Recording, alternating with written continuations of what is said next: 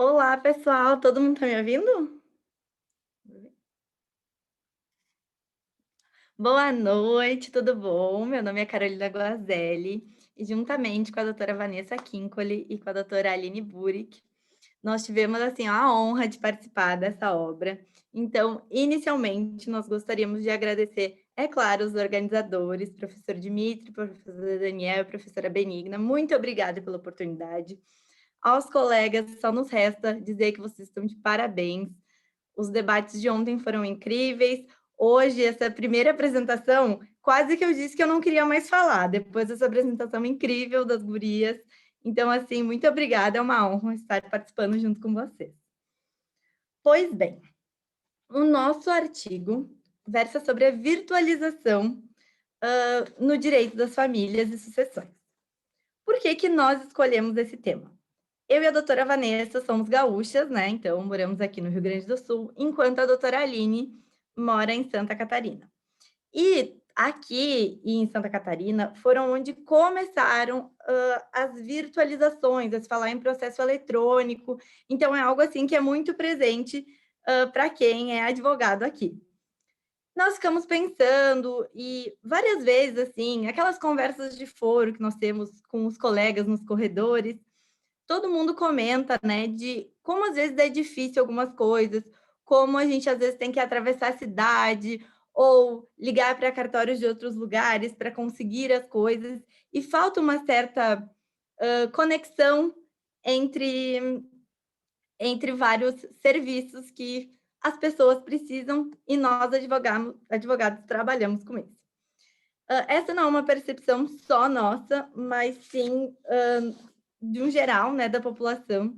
Tanto é que saiu uma pesquisa em 2011 do IPEA sobre os sistemas de indicadores sociais e a avaliação do Poder Judiciário, assim como dos sistemas cartorários e tabelionatos, foi negativa, dizendo que faltaria, então, uma maior rapidez, né? As pessoas sentem que o serviço é muito lento, muito moroso, e também uma certa transparência, porque as pessoas não sentem que elas têm um acesso fácil às informações como elas deveriam. Isso nos fez refletir profundamente, então, sobre o porquê que a gente ainda não tinha uma virtualização. Pois bem, em 2003, a Justiça Federal da Quarta Região, que é aqui do Rio Grande do Sul, inovou ao começar a implementar um sistema de processos eletrônicos, que é o nosso EPROC. Em 2004, justamente por existir uma demanda social com relação ao Poder Judiciário como um todo, através da emenda 45, foi criado o CNJ, sendo como um dos objetivos do Conselho era justamente normatizar e igualar todas as regiões do nosso Brasil, né, que são muito grandes. Então, para isso, eles expediram diversos provimentos ao longo de todos esses anos, de modo a adequar o país como um todo, em âmbito nacional. Pois bem, só que a questão, por exemplo, dos processos eletrônicos, ela ainda é muito estadual. Tanto é que cada estado tem autonomia completa para decidir qual é o tipo de processo eletrônico que vai implementar. Rio Grande do Sul e Santa Catarina utilizam o mesmo, que é o EPROC, mas outros estados da federação não utilizam. Também não existe ainda uma igualdade sobre a implementação em si. Tem locais que não têm um processo eletrônico plenamente implementado, enquanto em outros já está 100%. Como, de novo, não é puxando brasa para o nosso assado, gente, mas aqui no Rio Grande do Sul, em Santa Catarina, já está 100% a implementação do EPROC. Tem processos físicos ainda antigos que estão sendo digitalizados, mas para os processos novos, todas as comarcas dos estados já têm o processo eletrônico, segundo os dados dos tribunais. Em 2015, a Justiça Federal da Quarta Região inovou novamente, trazendo oitiva de testemunhas e audiências online, justamente por quê? Porque, por ser Justiça Federal, faltava alguma coisa, por exemplo, para poder fazer uma oitiva de testemunha, demorava muito tempo para conseguir ouvir uma testemunha de outro estado, E eles começaram a fazer essa utilização da virtualização, por exemplo, através das videochamadas. Com isso, começou a se tratar muito dentro do CNJ de talvez unificar essa questão da virtualização. Só que, como tudo, tem seus prós e contras, e muitas pessoas tinham receio com relação à legitimidade dos atos virtuais. Como diz o filme famoso do Star Wars, nós não podemos parar as mudanças, assim como não podemos parar que os sóis se ponham. Sim, somos todas nerds e resolvemos colocar uma frase de filme. Mas é por quê? Porque com o advento da pandemia se tornou impossível que o CNJ continuasse barrando a questão das virtualizações. Principalmente porque, sem uma regulamentação do conselho, os tabelionatos, os cartórios começaram a agir de acordo com a sua própria criatividade, e nós sabemos que o brasileiro é um povo extremamente criativo. Então, por exemplo, teve um cartório no Rio de Janeiro que começou a fazer, casamentos por drive-thru. As pessoas eles marcavam, fizeram a banquinha, tudo ao ar livre, e as testemunhas tinham umas cadeiras, assim, de plástico com distanciamento para que elas assinassem os documentos. Então, assim, faltando, uma decisão do CNJ, o pessoal usou a sua criatividade, né. Então, em maio, o CNJ, baixou o provimento 100, que ele falava justamente da virtualização dos sistemas cartorários e tabelionatos. Pois bem, o que que foi o grande diferencial do provimento 100? Ele democratizou, de uma certa forma, o atendimento às pessoas como um todo, tanto advogados, quanto a população no geral, quanto os próprios cartorários e tabeliões. Foi gerado, então, um sistema novo, que é o e-notariado, que nós podemos fazer todas as ações dentro desse sistema, com que ele vai ser tido como legal, tendo a fé pública, sem que as pessoas precisem sair de casa. É claro que ele não é 100% online. Por exemplo, a primeira etapa é a etapa do cadastramento.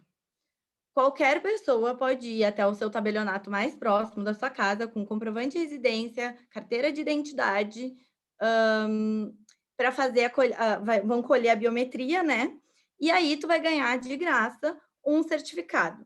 Com este certificado, qualquer pessoa pode mexer no e-notariado, só que tem que ter primeiro essa etapa presencial. Mas essa é uma forma de melhorar os serviços. Por quê? Porque o e-notariado, ele é nacional. O CNJ criou esse sistema em âmbito nacional. Então, o procedimento é igual no Brasil inteiro e também isso facilitou para os advogados que têm clientes em mais de um estado, que eles possam atuar de forma mais célere. Também, com o e-notariado, veio também a possibilidade de se utilizar de videochamadas, videoconferências, para que o tabelião possa, por exemplo, dar fé que as testemunhas, entenderam um testamento ou outros atos. É muito importante falar que não houve nenhum tipo de alteração, nos requisitos formais legais exigidos. Então, por exemplo, uma pessoa que não preenche os requisitos para um divórcio extrajudicial, não vai poder fazer um divórcio extrajudicial no notariado. Então, isso era uma coisa que era muito debatida, assim, como seriam mantidas, as exigências legais através desse sistema novo que a gente ainda não sabia que se chamaria e-notariado. Então, por exemplo, em caso de divórcio, o advogado vai encaminhar todos os documentos e a minuta, aí vai ser agendado um horário para que, seja feita essa videochamada e que as partes, falem, com relação ao consentimento e saibam de todo o processo. Aí, o tabelião, de onde ele está, ele vai usar o token dele, né, para dar fé no documento, e as pessoas das suas casas, com seus advogados ou não, porque O sistema ele é híbrido, então ele pode ser feito parcialmente presencial e parcialmente virtual ou completamente virtual. As pessoas podem estar todas num lugar só, no mesmo computador, ou cada uma da sua casa. É a critério do que for melhor para as pessoas, mas não existe uma exigência. Tanto é que no caso do testamento, existe já casos em que as testemunhas foram no tabelionato pessoalmente, mas o testador estava em casa, falando do vídeo, porque era, enfim, uma questão de risco e a pessoa não queria se expor. Dessa forma, o provimento 100 trouxe diversas inovações, mas sem, ignorar ou diminuir a legislação já existente, e trouxe uma facilitação para que todas as pessoas, tanto advogados, quanto tabeliões, quanto cidadãos comuns, possam acessar, esses serviços que são essenciais para o dia a dia das pessoas. Então agora eu passo a palavra para minha colega Aline. Boa noite, queridos. Primeiro, Carol, obrigada. Estão me escutando bem? Então, primeiro, eu até queria, eu acho que, dizer também que a doutora Vanessa, que escreveu o artigo conosco, ela teve um imprevisto hoje no trabalho, então ela não pôde estar aqui presente, mas repito o agradecimento da Carol, ao professor Daniel, à professora Benigna, ao professor Dimitri, né, por essa organização. Já é o segundo, né, a segunda obra que eu participo aí a convite da Vanessa e organizado no primeiro momento pelo professor Daniel e agora com esse trio maravilhoso, né? É sempre uma responsabilidade falar, até o meu amigo Elton está aqui, eu falei para ele assim, que responsabilidade é falar depois de outros colegas ou antes de grandes colegas também, né? Mas a minha parte no artigo, desse nosso trio aí, dessa escrita, ficou mais no aspecto aí filosófico do direito, né? Por quê? Porque quando a gente está falando aí de uma virtualização, de um movimento necessário, obviamente que a pandemia acelerou isso. Mas a gente não pode esquecer que nós já tínhamos movimentações de virtualização muito anteriores a essa, como bem disse a Carol, né? Então, quando a gente vai falar lá no plano de ampliação de acesso à justiça do Conselho Nacional de Justiça, já havia essa menção de que a justiça, para que ela fosse de fato manifesta, ela precisaria ter alcance de todos.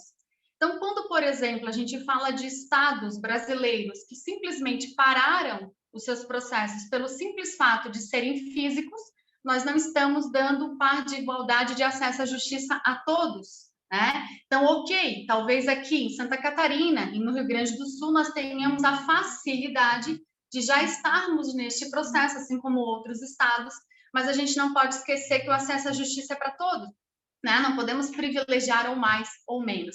Então, quando o e-notariado, né, traz essa possibilidade dessa virtualização de processos extrajudiciais, a gente vai falar aí de, não é uma novidade, mas a gente vai falar de um movimento necessário que só aconteceu quase quando a gente tem o hábito aqui de dizer em Santa Catarina, que é apagar incêndio, né? Então, precisou resolver e aí surgiu. Mas quando a gente fala como uma novidade, e aí eu conversei muito com as meninas, meu ponto é esse de refletir, de fato, que nós estamos confirmando ou afirmando, é que lá no artigo 37 da Constituição Federal, a gente já vai falar sobre o princípio da eficiência, travou agora, da eficiência. E o que é uma eficiência se a justiça não alcança a todos, né? Então, eu trouxe até, eu comentei com as meninas que como eu sou professora de mediação, né, o professor Kazu, né, não sei se vocês conhecem, ele fala muito a respeito dessa aplicação e desse alcance do direito para todos, né, e ele traz essa afirmação, né, que vários fatores, além da eficiência, são importantes para o acesso à justiça, que uma delas é a celeridade. Então, quando o meu capítulo, ele fala o que esperar, nós já não estamos mais esperando. Talvez o título, o que esperar do pós-pandemia, ainda estamos no enfrentamento. Mas quando nós escrevemos esse artigo lá em maio, e nós estávamos aí no meio do incêndio de fato, né, ainda sem conseguir enxergar o que nos esperava, hoje, quase um ano depois, ainda estamos no enfrentamento. Santa Catarina, por exemplo, está no nível, começou muito bem, agora nós estamos aí na bandeira vermelha há algumas semanas já, então estamos enfrentando ainda, mas nós, pelo menos, eu vislumbro esse e gostaria até que os colegas depois se concordam ou não, mas nós já estamos num nível em que nós conseguimos enxergar o outro lado.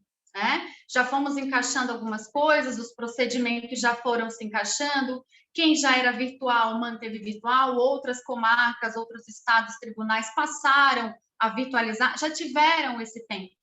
Então, essa reflexão do pós-pandemia ainda vai demorar mais um pouquinho para a gente poder se encaixar. Mas o que eu quis trazer no meu capítulo era justamente essa provocação de que, sim, o e-notariado fez essa possibilidade de virtualização dos métodos, né, das possibilidades de divórcio, de sucessões, tudo que envolve família e sucessões extrajudicial, levar para o virtual, mas nós temos muito ainda a falar sobre acesso à justiça. Só pensar no extrajudicial ainda é muito pouco, se a gente considerar que é um filtro de demandas que podem ir para o extrajudicial, que envolvem famílias e sucessões. Né? E muitos processos de origem muito mais delicadas e muito mais importantes, de alguma forma, ficaram parados meses e meses a fio por conta de uma não efetividade da justiça, de uma não capacidade de celeridade da justiça. Então, quando o professor Cazot fala, né, que vários são os fatores que contribuem para que o fator de celeridade tenha relevância no estudo das relações sociais. E aí ele destaca, né, que é o encurtamento das distâncias. E eu acho que esse foi o nosso grande ensinamento na pandemia, né? A gente encurtou distâncias, mas encurtamos de todos ou de uma pequena parcela, que de fato é justiça, o que de fato é efetividade, né? Então, a ideia do artigo, não só dizer o que era o e-notariado, a minha parte era provocativa, no aspecto de nós, enquanto dentro desse núcleo jurídico, né? Qual é a nossa função de fato, conseguir que a efetividade e a celeridade caminhem para todos, e não só para uma parcela. E eu acho que isso a gente vai conseguir movimentar durante esse período, e tenho grandes esperanças, né, que pós sobre o título do artigo do caso. E depois eu vou colocar ali. E sobre, só para a gente concluir, que agora eu li e me perdi, mas para a gente pensar sobre esse aspecto, né, da reflexão, acho que a grande ideia era essa, né? A gente pensar que nós ainda estamos enfrentando, vamos ter um porvir, mas que de fato a virtualização é um caminho que já era sem volta antes da pandemia. A pandemia acelerou, mas a gente precisa pensar agora na efetividade e no alcance de todos, porque sem alcançar todos, a gente não tem efetividade. Então, o e-notariado é importante, mas ele precisa avançar cada vez mais para que a gente, de fato, consiga celeridade, efetividade e justiça. E é isso. Obrigada pelos ouvidos.